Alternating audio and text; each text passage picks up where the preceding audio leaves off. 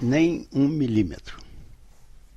O passeio num carro japonês esportivo, ostentando uma licença especial para diplomatas, iniciou na região da Central do Brasil, após uma visita que fizeram à Igreja do Rosário, no Campo de Santana, onde Maria Sheila encontrou-se com Marcelo. Seguiram em direção ao Bom Sucesso para alcançar a Penha. Marcelo propôs mostrar o pouco que restava das casas comuns ao bairro, como a de seu tio, um dos primeiros negros a conseguir posição proeminente no quadro de servidores da Estrada de Ferro Dona Leopoldina.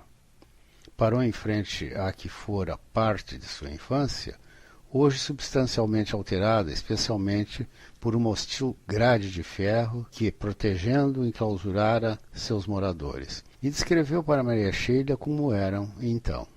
Construídas em alvenaria, tinham à frente um muro sólido de pedras, com pouco mais de 1,5 metro de altura, que terminava, de um lado, na divisa da casa seguinte e no outro, num portão de madeira de 2 folhas. Era encimado por uma fileira de reluzentes telhas coloniais que serviam de pingadeiras.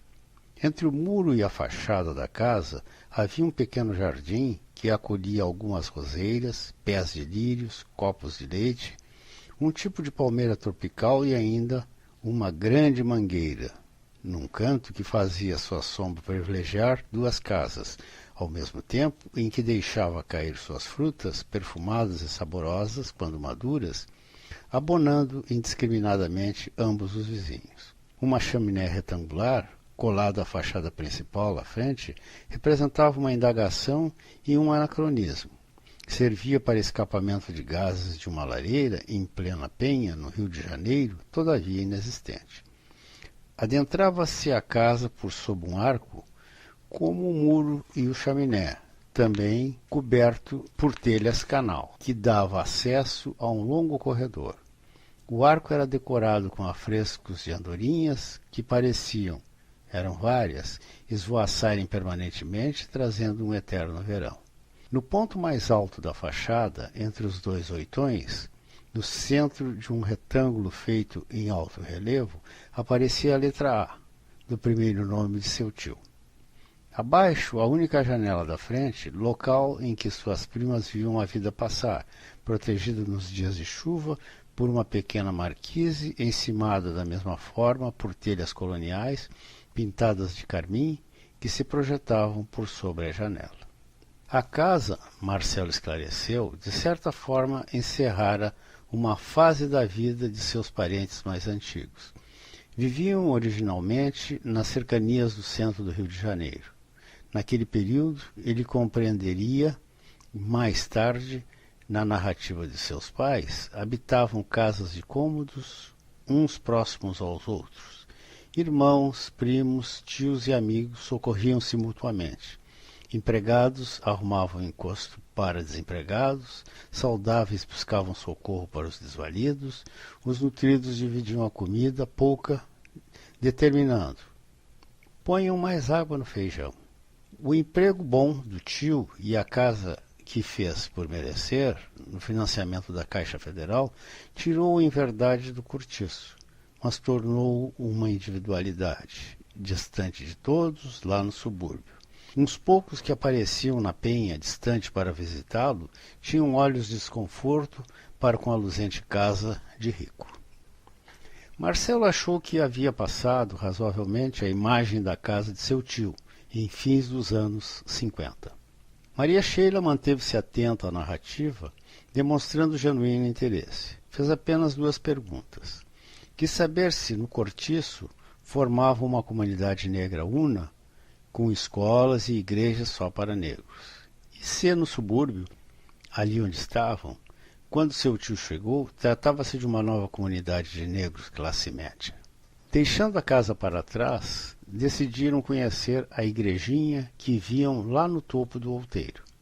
As torres da igreja, no alto da colina, de imediato trouxeram-lhe a nostalgia de sua igreja batista, em Patuxi, que, em verdade, muito pouco se assemelhava à da Penha.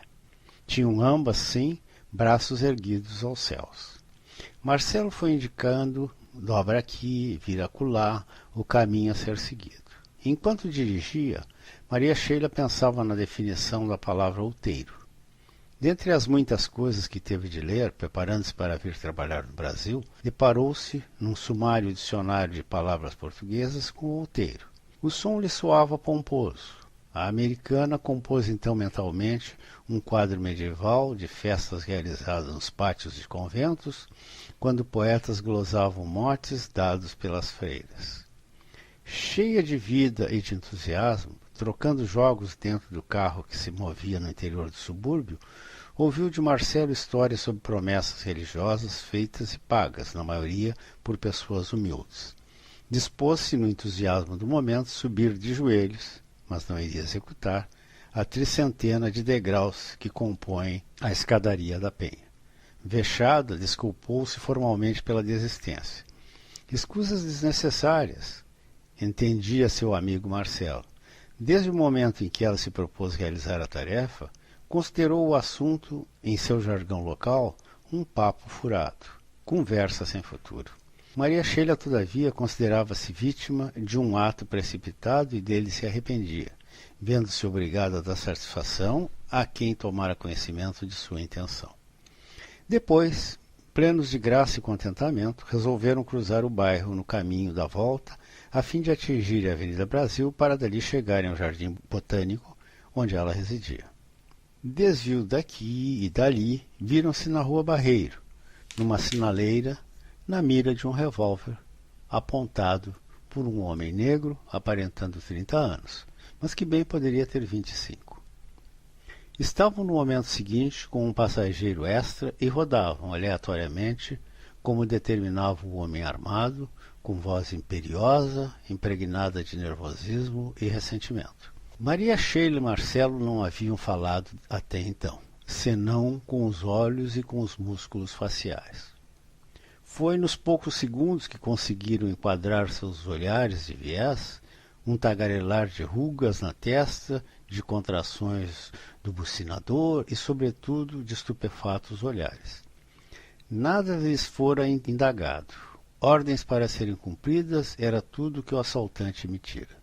A mira do revólver ensinara aquele homem, carioca da gema, que deveria intimamente rezar para que nada ocorresse e cumprir as ordens, mais do que nada, na medida do possível.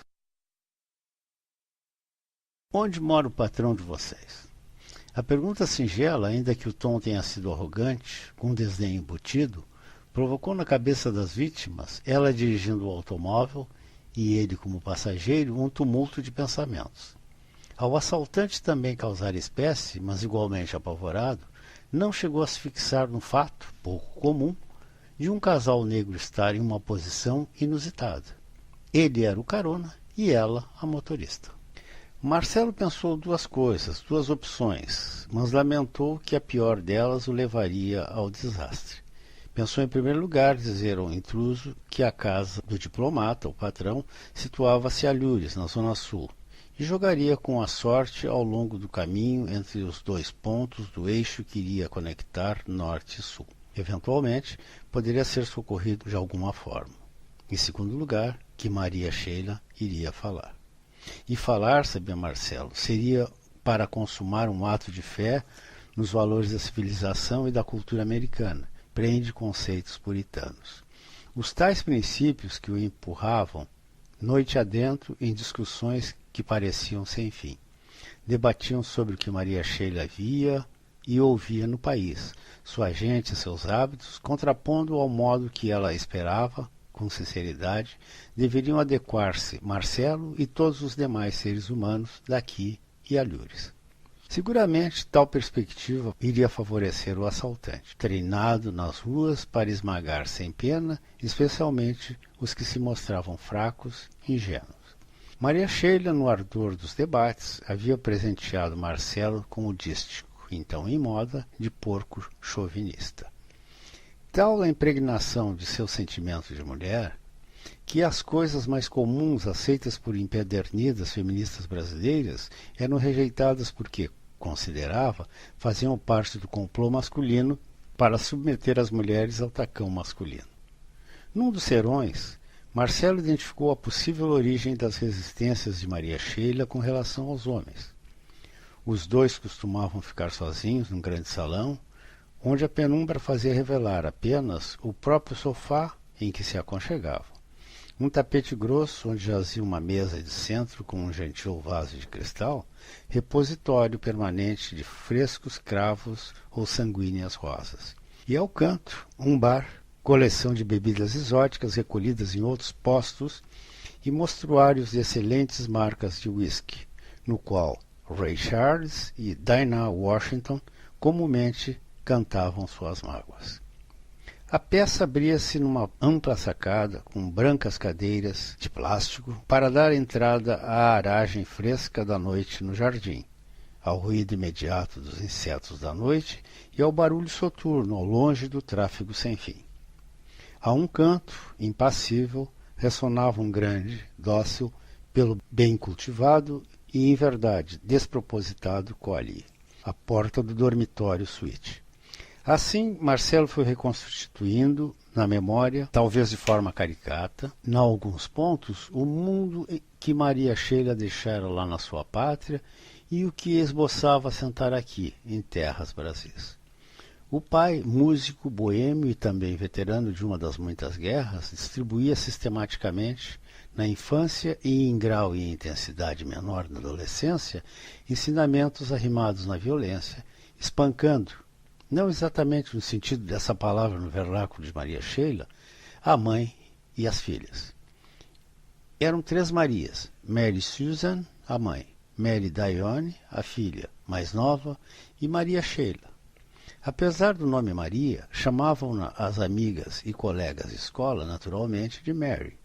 No Brasil, num vício local, adotaram, diziam mais charmoso, Sheila, ao invés do trivial Maria. O alatinamento do nome materno constituiu-se numa homenagem sugerida na noite boêmia, num dos bares onde seu pai tocava, para um amigo porto-riquenho que amava muito uma certa Maria e dela falava bem, a todo instante. A família, à margem a Rufus, às vezes confrontos, outras tantas demonstrava para a comunidade negra da pequena cidade onde viviam, no sul, ser de uma casa de gente unida, temente a Deus e cumpridora de seus deveres com a vizinhança e a pátria. Nos feriados nacionais, hasteavam, no frontão de sua casa, uma modesta bandeira listada e estrelar, que era conservada como relíquia. Quando finados, em fins de maio, antecipando o dia de encontros com parentes, visitavam os túmulos com alvas cruzes, arranjos florais e diminutas bandeiras nacionais, de mortos de guerra a alguns seus amigos que descansavam no cemitério local.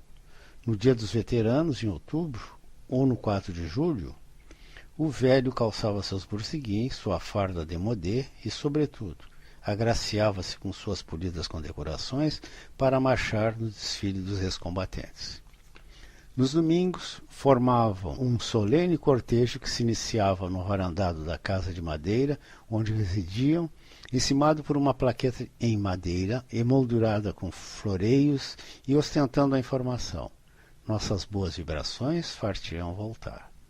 Austin abriu o portão e, chapéu na cabeça, dava passagem, em primeiro lugar, a si mesmo. Via-se seguido pelo seu séquito feminino.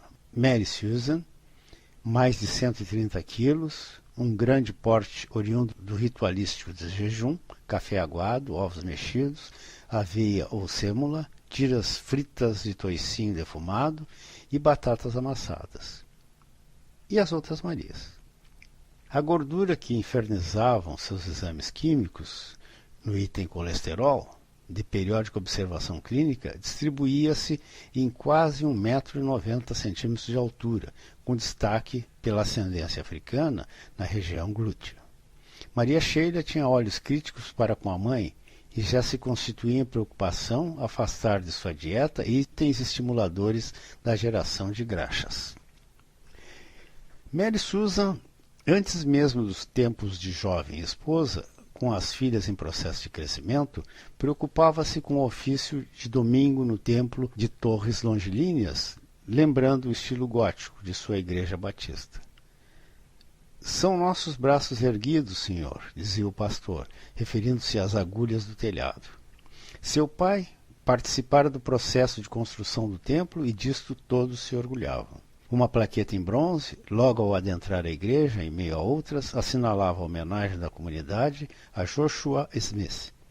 Ferreiro não apenas emprestara a sua força física para os trabalhos de construção, mas também conhecimentos atávicos. Ele tem uma habilidade inata para trabalhar com metais, diziam muitos, ignorantes de uma eventual ligação cultural com algum povo de Ifé, que foram muito úteis na produção de peças em ferro e bronze que ornavam a velha igreja. Legou mais adiante parte das economias que conseguiu amelhar para outra obra meritória, uma faculdade só para negros daquela região. Mary Susan ufanava-se de uma outra placa, na parede do saguão principal do college, que seu pai também ajudara a erguer.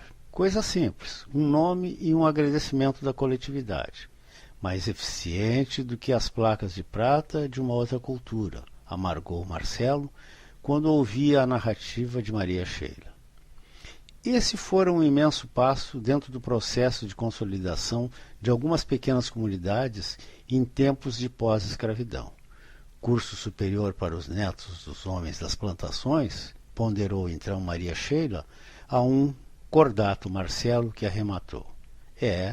No Brasil não fomos discriminados.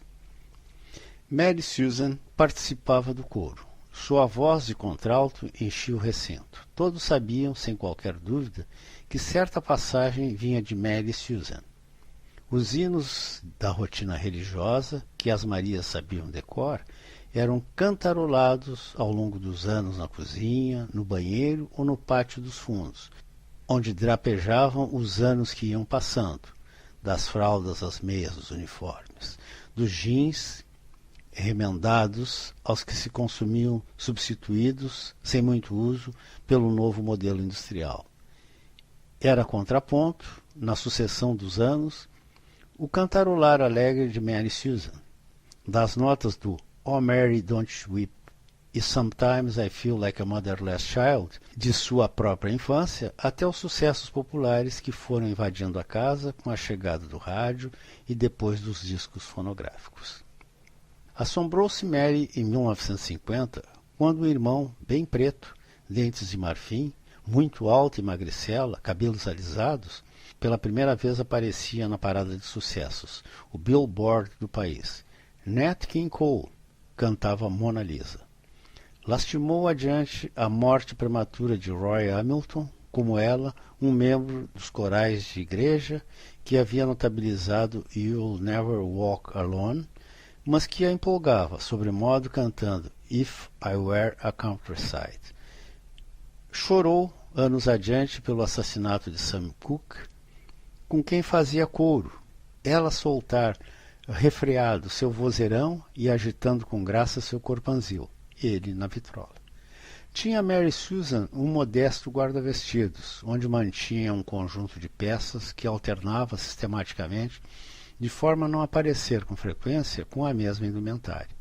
Assim, bem poderia estar com o costume azul marinho, com debruns em branco na gola do casaco, ou trocar a saia com outra peça e a pôr alguns apliques, como correntes douradas, e, como sempre, vestia um chapéu, ora com uma camélia, às vezes com um véu, também com outro adereço qualquer.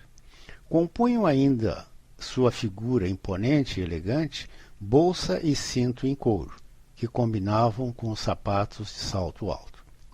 O bem vestir de Mary Susan tinha muito a ver com uma revista influente, senhora dos gostos e maneirismos da classe média negra americana e daqueles que sonhavam com os sucessos ali retratados, a Ebony.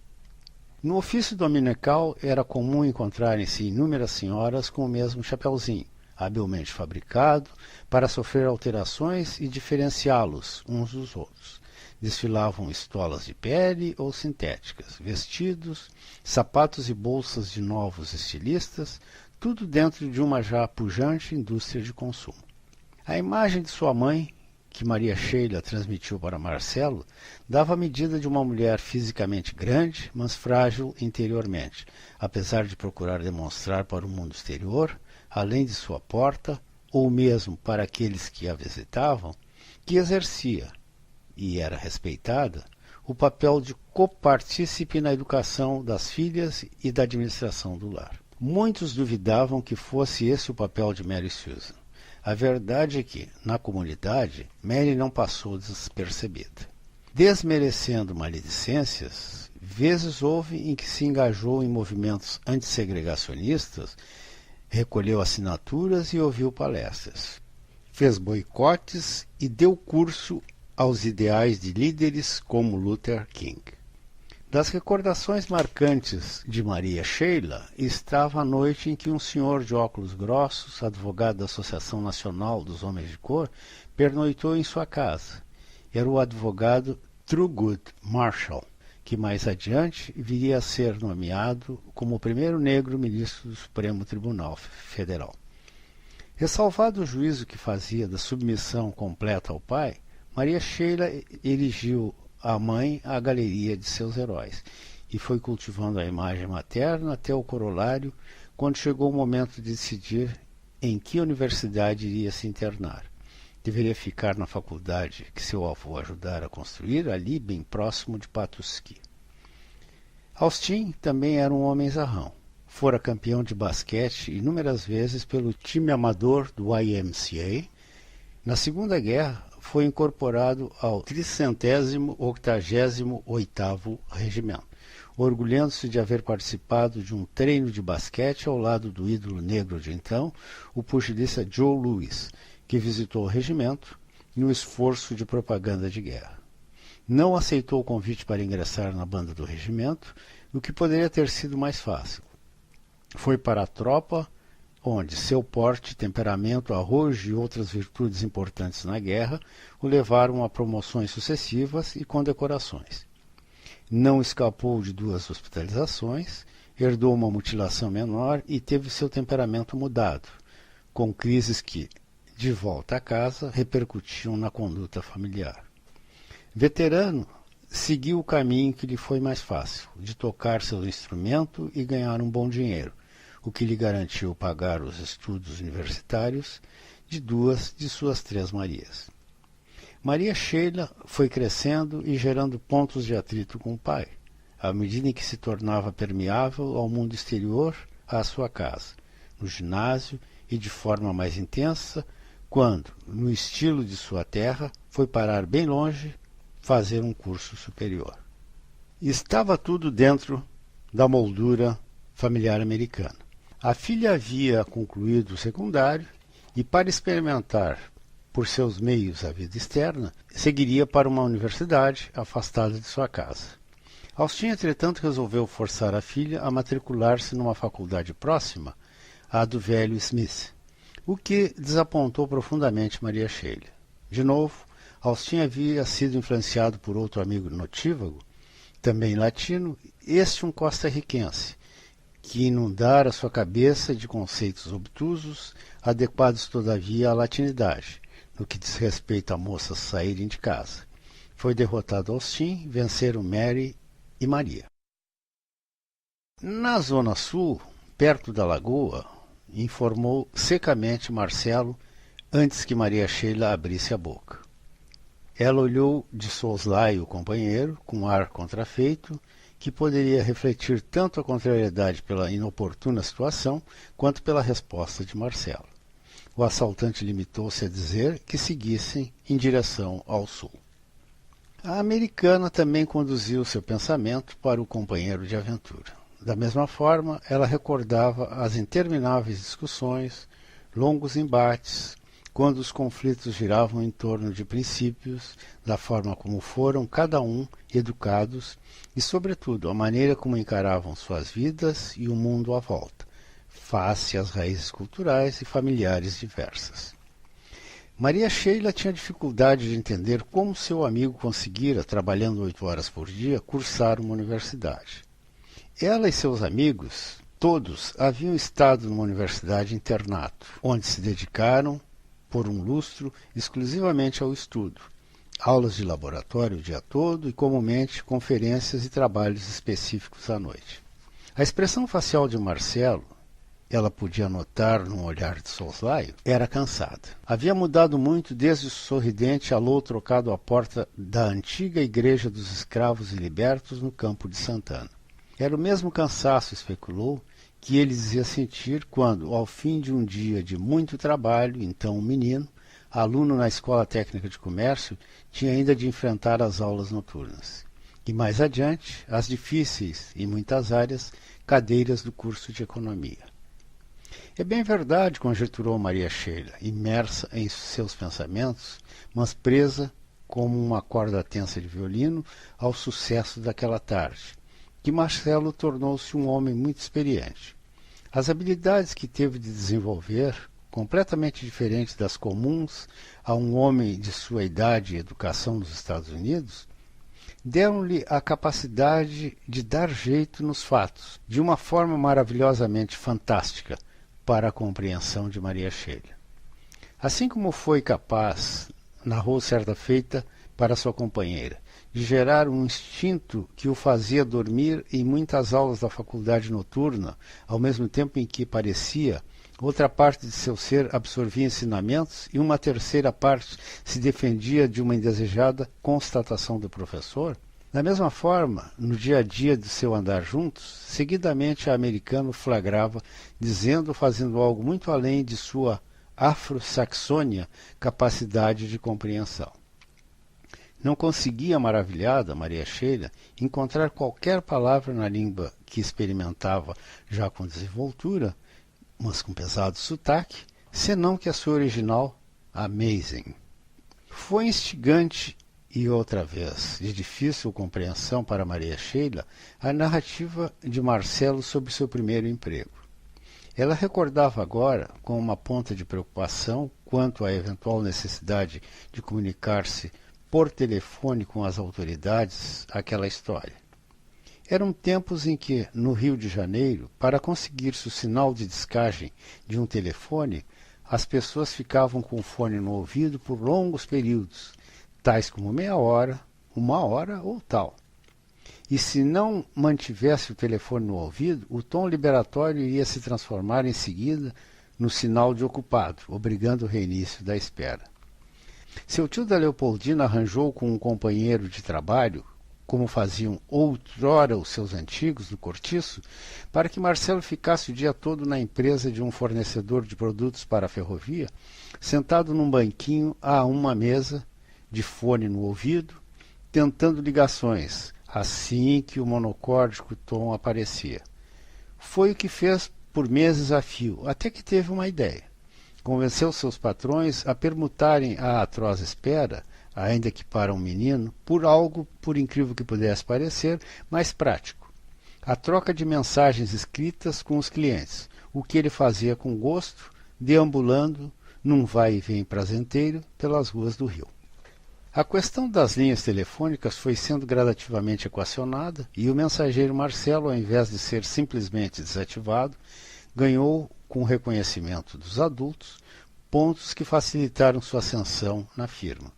Um dos proprietários, como já fazia em casa em favor de antiga ama, garantiu educação superior para sua filha única e sem pai legal.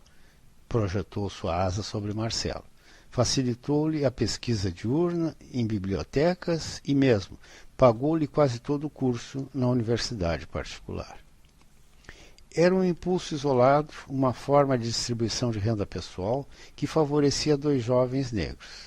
Interessante, remoía Maria Sheila várias vezes, contrapondo esse comportamento, segundo Marcelo, não muito raro entre as elites brancas brasileiras, com o de seu avô, o ferreiro, que se orgulhava de haver amealhado recursos e, com eles, ajudado a erguer a faculdade de sua discriminada comunidade negra, como haviam feito outros tantos, mais ou menos afortunados, por todo o sul norte-americano segregado. Enquanto o carro deslizava, já agora na Avenida Brasil, Marcelo recordava de sua parte fragmentos do relacionamento que se estabelecera entre ele, um quarentão divorciado, bem-sucedido, e ela solteira, 35 anos, designada pelo Departamento de Estado para servir no Rio de Janeiro como cônsul. Certa feita, repassou Marcelo, o debate envolvia a questão da virgindade, que Maria Sheila havia assimilado, nos 2 anos de experiências brasileiras, ser uma exigência da masculinidade nativa. Jantares, coquetéis e outros eventos com brasileiros que gravitavam em torno de diplomatas estrangeiros, todavia, foram-lhe ensinando que a dita questão da virgindade não era bem assim, como teorizavam, copo de uísque generoso na mão. Maria Sheila assolou Marcelo, afirmando que a sociedade brasileira era obviamente sodomita, pois as jovens namoradas e noivas, premidas pelo impulso natural, escapavam para esse caminho como forma de preservar a virgindade e evitar gravidezes indesejáveis. E dava como testemunho o comportamento da imprensa e da publicidade nativas a exacerbar óbvia idolatria pelas nádegas femininas. Nessa polêmica, contrapondo o comportamento em sua terra, definiu como exemplo de história corrente na escola de seu curso ginasial a importância que davam à virgindade. Diziam, explicou Maria Sheila, que quando uma virgem passasse por aqui, a peça vai disparar. Referia-se a um velho canhão, símbolo de guerras pretéritas, que, rodeado de bolas de ferro, sua vetusta munição ornavam, bem pintado, o jardim de sua escola. Eu sou a patroa. Frase do anedotário de Marcelo e Maria Sheila veio igualmente à cabeça, adequada àquele instante de evidente angústia. Era uma das primeiras histórias que iriam compor o rosário de incidentes e acidentes que marcaram a passagem da americana pelo Brasil. Recém-instalada num apartamento de luxo no Jardim Botânico, desproporcional por seus vários quartos e ambientes vazios, a sua condição de solteira e sozinha. Atendeu à porta uma vendedora de perfumes populares que parecia havia subornado a portaria do edifício. Maria Sheila abriu a porta e viu-se ante uma mulher branca, baixota, com tecido adiposo mal distribuído em seu corpo, escondido sob sovados jeans, com dentes levemente amarelecidos, tornados visíveis pelo sorriso estereotipado de vendedora. Tinha cabelos loiros, fruto de tinturas, e empurrados por raízes negras que teimavam em aflorar e em evidente processo de esmaecimento. Dela vinham ainda uma mistura de sarro e perfume inferior. Completava a figura uma sacola, arsenal de coisas que vendia. Maria Sheila olhou e viu, na pessoa à sua frente, a imagem de quem costumava chamar de peasant. Se pensou em peão, preconceituosamente, e não demonstrou, todavia, mereceu assintoso olhar de desdém e a quase ordem de comando embutida na indagação. A patroa está em casa? I am a patroa, retrucou possessa, sem poder conter um instintivo eu sou em seu idioma, e bateu com a porta na cara da avoneira, igualmente perplexa. Para Marcelo rendeu muito riso, à medida em que esse assunto ia e voltava. Manteve uma posição crítica a Maria Sheila, dizendo que ela se teria livrado de uma chata, despreparada, apenas alimentando seu preconceito. Seria mais simples, Maria Sheila, dizer não. E por magnânime concessão, quem sabe acrescentar, ela não está em casa, e dar-se livre da inoportuna abordagem. Afinal, não estás aí para consertar o mundo. Nós temos um ditado, querido amigo, recordava agora a resposta de Maria Sheila, que simplesmente diz: Give him an inch, he will take a mile. Ou, como dizem em espanhol, acrescentou a americana com uma afetação propositada, le dê la mano e se le toma el pie. A tensão não havia diminuído em nada, pelo menos para os reféns. As recordações que passavam pela cabeça de Marcelo, algumas com passagens alegres, outras curiosas, em nada faziam por diminuir a sensação desagradável de perigo iminente. Mesmo não ocorria com o meliante. A falta de incidentes, a ausência de ameaça, a impunidade de seu ato, até então, faziam com que fosse assumindo uma confiança em si mesmo que desembocou na pergunta: o que é que vocês estão fazendo por aí no subúrbio com um carro de bacana como esse? Em verdade, o bandido sentia-se em posição similar ao casal que assaltara, pois começou a pensar que eles também estavam delinquindo, quem sabe saindo sem licença, com o carro do patrão. Ou algo mais grave, afinal, por que se mantinham tão calados? Ainda dessa vez, Marcelo tomou a dianteira, num movimento rápido, que impediu Maria Sheila de falar, assumindo a seu risco o caminho como queria conduzir o caso, ou seja, ir levando, esperando que um evento o salvasse. Ele saiu e foi viajar, você sabe, a gente foi dar uma volta. E por que você não está dirigindo o carango? Ela está aprendendo. E se ela dá uma porrada com o carrão, como é que tu vai explicar pro bacana? Ela já está bem, não vê? É, mais ou menos. Maria Sheila mordia-se em seu interior pelo rumo machista que o diálogo havia assumido, mas foi dominando qualquer laivo de bravata que sua forte personalidade relutava em externar. Por muito menos do que isso, uma declaração explícita e gratuita de inferioridade feminina, Maria Sheila havia rompido com mais de um empregador e agravado colegas.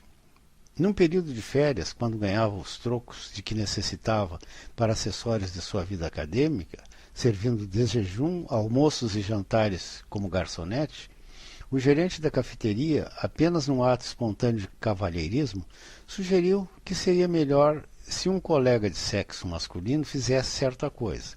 Um trabalho que qualquer um veria exigia força muscular. Foi bastante para que se iniciasse um áspero debate que terminou com o obstinado estudante indo procurar outro emprego, onde não fosse discriminada. De outra feita, encaminhando-se para a escolha do curso superior que lhe convinha, numa festinha de jovens como ela, surgiu naturalmente o assunto de interesse comum, o futuro. Num pequeno grupo onde estava, começaram a falar, uns sobre as vantagens de ser agrônomo, outros de advogar, terceiros de clinicar, e um deles, depois de fazer longa consideração sobre o desenvolvimento que novas comunidades experimentavam e que corporações tendiam a formar seus próprios refeitórios para evitarem deslocamento de seus funcionários na hora do almoço, afirmou ser um campo promissor a carreira de nutricionista, pois os refeitórios modernos, seguindo políticas de vida saudável para os empregados, como emulador do desempenho da pessoa e, por consequência, da empresa, careciam de especialista em alimentação. A seguir, o colega perguntou a Maria Sheila qual sua opinião a respeito. Anos mais tarde, recordando aquele encontro, arrependia-se da reação que externara a sugestão do amigo. Mas esclarecera para Marcelo não poderia imaginar-se, ainda que de forma sofisticada, no mais vil e marcante estereótipo das mulheres de sua raça na América. O carro se deslocava, parecia eternamente, pelas ruas do Rio de Janeiro para atingir a Zona Sul. O ladrão, obviamente simplório, talvez mais um descuidista, um lalau armado, resolveu soltar mais um pouco a língua para perguntar a Marcelo o que ele poderia afanar do patrão, que estava viajando, sem que ele criasse problemas também para eles, empregados. E foi sugerindo: ele deve ter um relógio de ouro. Vocês que arrumam a casa devem saber onde está algum dinheiro, uns dólares. Olha aqui, sublinhou. Se vocês fizerem tudo direitinho, trouxerem o dinheiro e uns bagulhos, vai acabar tudo no Manais. A presença do vocábulo tão gentil de sua língua, na boca do invasor, fez Maria Sheila esboçar um pálido e amargo sorriso. Marcelo, com um certo alívio, compreendia que estava em poder de um gatuno, não de um facínora. Mas não devia subestimar o inimigo, deveria continuar agindo como um dócil e subserviente refém. Não obteve resposta, aliás, não indagara, apenas instruíra o que seria bom ser feito para que tudo terminasse bem. O silêncio dos reféns fez com que, ainda mais à vontade, se sentisse o assaltante, e já com certa jovialidade, indagasse: e o que faz a comadre aí? Cozinha ou arruma a casa? O absurdo da cena que se seguiu quase transformou o assalto que se encaminhava para uma solução pacífica num desastre total. E o SOB, vociferou a silente Maria Sheila, voltando-se para trás e encarando o ladrão. Era o ódio que explodia na curta, porém vibrante, emanação de voz da diplomata, como uma represa que se rompia, sem finura, o excesso de entulho acumulado em seu dique. Foram apenas o pronome e mais as iniciais, somente as iniciais, do palavrão caseiro, filho de uma cadela, o tudo que Maria Sheila verberou para um basbaque gatuno. Então, para Maria Sheila fez-se noite, com estrelas e torpor. O escuro resultou, ao mesmo tempo, da instintiva proteção contra a pancada iminente, como fechar de olhos de forma defensiva pelo impacto em si. A origem foi uma bofetada que desequilibrou por completo a motorista, jogando longe seus óculos de grife, obrigando-a, por ato mecânico, a proteger-se e largar o volante do carro, fazendo esse tomar um rumo inesperado. O assaltante, braços descontrolados no ar e corpo sem domínio, dançou no banco de trás. Foi para a esquerda, como um boneco João Bobo, e para a direita. Teve as costas e o tórax atingidos pelo impacto, sofrendo, entretanto, mais, quando o pescoço se esforçou para segurar a cabeça sem controle, que se projetava pelo banco de trás, sem proteção adequada. O carro adiantou-se ainda mais, sem comando, bailando na rua, fazendo outros veículos desviarem como podiam, até que se estatelou contra uma árvore. Os três estavam atordoados, no instante seguinte ao do barulho da colisão. Maria Sheila e Marcelo, aturdidos, abriram as portas e correram no mesmo sentido. O assaltante, mais grogue que os dois, levou mais tempo para sair do banco de trás, e o fez já sem a arma, que caiu num lugar qualquer do automóvel. Correu então, desesperado, para a direção que lhe pareceu mais segura, sumindo na noite carioca que caía, abrigando em seu manto mais um impune. Marcelo e Maria Sheila, refugiados numa padaria de esquina, puderam ver ainda o assaltante desaparecer para sempre em suas vidas. Voltaram para o carro para contemplar o estrago da colisão. O pneu dianteiro furou com a batida no meio-fio e constituiu-se no pretexto para a sugestão de Marcelo, aceita por Maria Sheila, não sem um esboço de contrariedade, para que o registro de ocorrência policial fosse evitado. Amazing, ela pensou outra vez. Providenciaram um reboque e, sentados no banco de trás do suspenso automóvel, movendo-se nas rodas traseiras, preparavam-se para recordar o inusitado, quando Maria Sheila, ainda em estado de estupefação, indagou: "E por que a bofetada? O que fiz para me agredires daquela forma?" "Por quê, querida? Talvez por 1 milímetro, nada mais do que 1 milímetro, você poderia ter transformado um assalto pé de chinelo." Sabe o que significa pé de chinelo? Num sequestro. 1997.